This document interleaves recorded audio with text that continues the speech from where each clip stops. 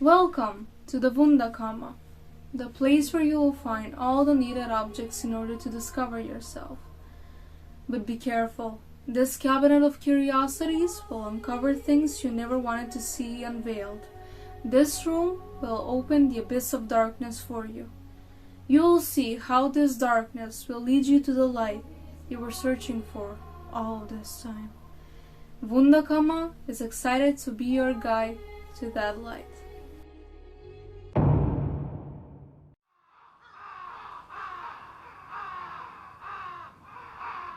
The reason why we're so afraid of happiness is because we give happiness the meaning that it is supposed to last forever. So why is it impossible for happiness to last forever? The reason lies in the fact that happiness and pain are like shadow and light.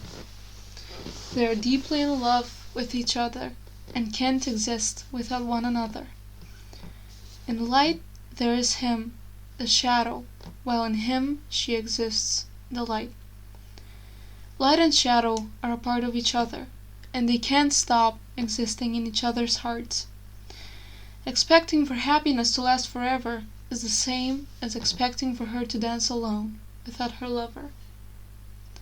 We mistake happiness for an emotion without shadow, without pain. We think that the sensation of happiness is supposed to be without pain, and we think that in the moment when we feel happiness, we're supposed to not see pain. Just like when we feel happiness while facing pain, it can be the same for happiness, and that's completely okay. It's okay because happiness doesn't inherently exist in order to forget about pain and the contrast in pain. If this was the case when we shoot up heroin, we are not supposed to feel pain, right? If we truly want to be happy, we need to accept the idea that just like pain, happiness doesn't last forever. There will be moments of happiness, but also there will be moments without pain. True happiness is when we embrace and integrate both happiness and pain. When we're trying to escape from pain, it always feels and always will feel as if a shadow is chasing us all the time. Let the shadow chase you. Only when you let your shadow chase you, you will discover that it chases you in order to show you something. Build a discipline surrounding your happiness. That discipline should involve both parts of you, your shadow side and your light side. Involve practices that heal both. That's the only way you can understand your ego and it can stand by your side. If you only focus on one polarity, your ego will be as hurt as you are, and therefore you will inflict that pain not only to yourself, but others too. When we are afraid of happiness, it means that we have trauma surrounding that emotion. We may have been shamed because we were happy or seen as delusional. Maybe we were disappointed from the fact that it doesn't last as much as we want to. It's only up to you to find out the root that causes your fear of happiness. We often think that we like more happiness than pain, but I wouldn't agree at all. We are afraid of both. The reason of why we're miserable is not because we're not happy. We're miserable because we dislike both.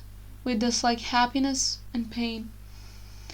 In the worst pits of hell, we don't realize that we can't move to heaven because we're resisting both. In fact, in those moments we don't like to feel anything. We feel apathy and are committing passive suicide by exactly doing nothing.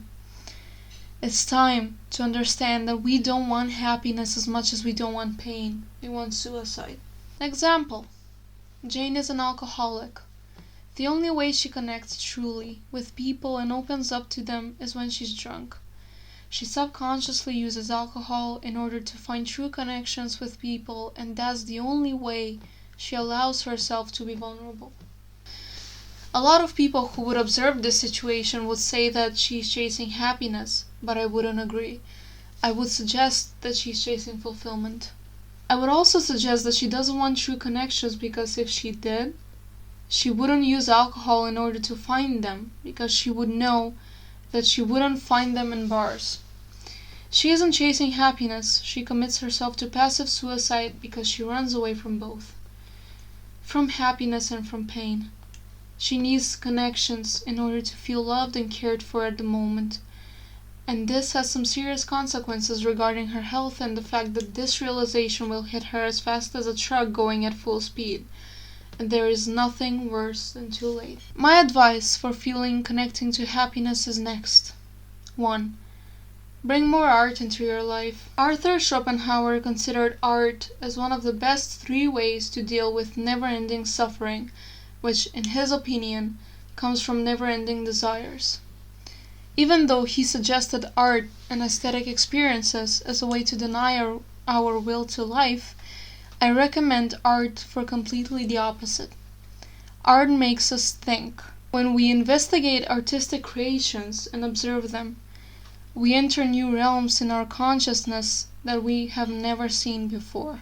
If we are open enough to those new realizations and ideas, which art causes us to have, we can find our way to happiness.